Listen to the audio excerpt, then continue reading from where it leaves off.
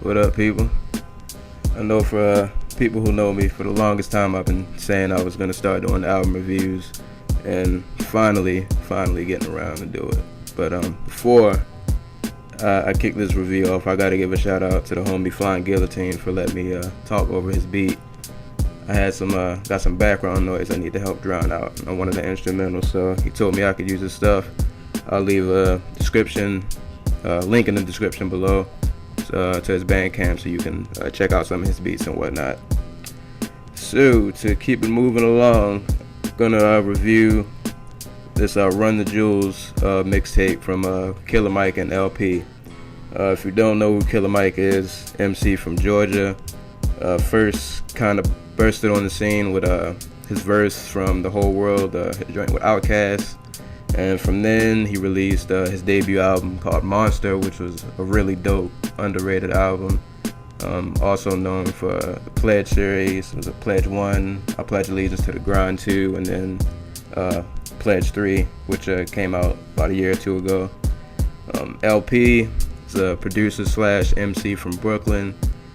Most known for, he has a very distinct, like, alternative electronic production style, and he actually collabed on Killer Mike's last album, Rap Music.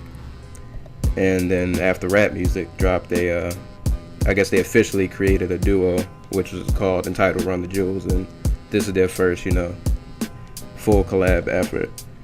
Overall thoughts on this LP, the production for me was really what made it. The production was different for what I'm used to hearing Killer Mike rap over. If you've ever listened to Killer Mike's music before, even before Rap Music, these weren't the kind of beats that he rapped over. He rapped over more, I guess, kind of trap. Some beats were trappish, more traditional, I guess, hip hop beats, if that's what you want to call it.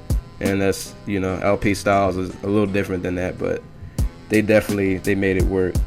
This is a very, very aggressive album, which isn't surprising because if you know Killer Mike, he's a very aggressive MC. Kind of I guess the best way I could describe him would be like a southern Ice Cube almost. He's a lyricist, but he's very, very direct, very in your face. And the other good thing about this mixtape is, even though LP does rapping as well as handle the production, their rapping styles are very different. Both lyricists, but completely different styles. Like I said earlier, Killer Mike is very direct and in your face with his lyrics. LP is more, I guess, a lot more wordplay, but his lyrics are kind of disguised. Like, a lot of his punches and just lines you probably won't get the first time you hear him, but if you go back, listen a few times, or if you're really into it, you go back and actually read his lyrics, you'll get a lot of what he's talking about. This mixtape is pretty short, only 10 tracks. Standout tracks, Banana Clipper, which I believe is the second track off the mixtape, which gets a guest verse from a Big Boy from Outkast.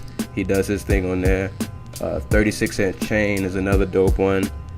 DDFH, one of my favorites, probably my second favorite track on this mixtape. Mostly because it's a lot more content driven. If you've listened to Killer Mike before, he's known not just for spitting, he's actually talking about stuff. And in his verse, he talks about police brutality, drones flying over Brooklyn. It's not just mindless spitting. He's actually talking about relevant things. LP does the same, but like I said, his is a little more, I guess, disguised. You probably won't get it the first time you hear it, but if you go back, you listen a few times, you'll understand what he's talking about. That track is followed by Sea Legs, which is probably my favorite track on the album. Dope beat. Both of them killed their verses. The whole concept of that song was just really dope. Another standout, Job Well Done. It's probably the most aggressive Killer Mike verse I think I've heard in a really long time. He went straight in on this verse, and I'm not gonna spoil the whole tape. Say the last standout track would probably be the closing track, the Christmas Fucking Miracle, which is another content-driven track. I love LP's verse actually on this one. Mainly he's talking about, you know, selling out and how the value of you and yourself and being true to yourself is much more important than, you know, the material things that you can get from the world, you know.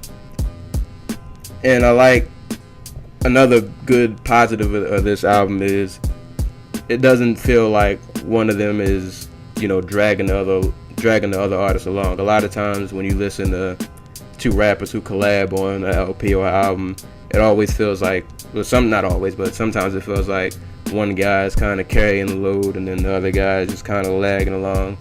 They both hold their own on this LP, so it's not like, you know, you'll hear Killer Mike verse and you get hype, and then you hear LP and you just, you know, you doze off. They both bring their own energies, their own good styles, and they both mesh well together. Cons, I don't really have too many gripes I can say about this album.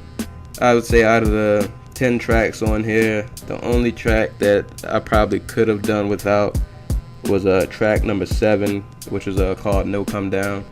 It wasn't necessarily a bad track, but personally for me it just didn't do much. And the only other slight con I could even give this album is I wish could have got just a little more content and conscious driven tracks. They do drop some jewels that are spread out, and then like I said earlier, songs like DDFH are actually complete concept tracks, but a lot of this album was just they just went in, you know, they just went in pretty much.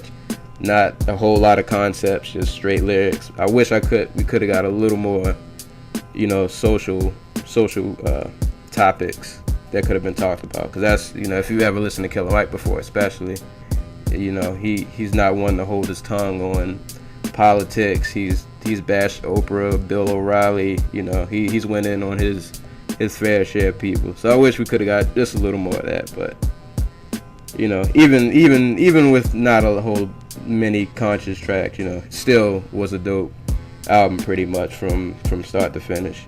I think it actually being short actually helped it, because a lot of times you'll listen to an album and you might get 17, 18 tracks, but you only find yourself listening to like 6, maybe 8. This is nice and condensed, you know, like I said, 10 tracks, and there was only one that I really didn't like, so 90%, you know, can't beat that. And tape is free 99, so worst that can happen is you download it, you don't like it, and then, you know, goes in the recycle bin, you never listen to it again. But if you're a Killer Mike fan, LP fan, or even if you're not a fan of either, if you just like hip hop in general, I guarantee you'll run away with some of these tracks on here. I think you'll definitely like.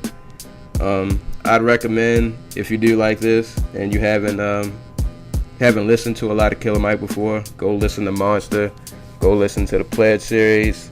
I know me personally, I'm gonna have to dig up some LP. I knew who he was, but I've never listened to him a whole bunch, so I'm gonna have to, you know, go do my history on him. But yeah, overall, I would give this a strong, say, 8 out of 10. It wasn't the perfect album, but it was still pretty dope. I would say this is probably one of my favorite releases that I've heard this year. Ever since it dropped, I've been listening to it. It has really good replay value, and yeah, go check it out.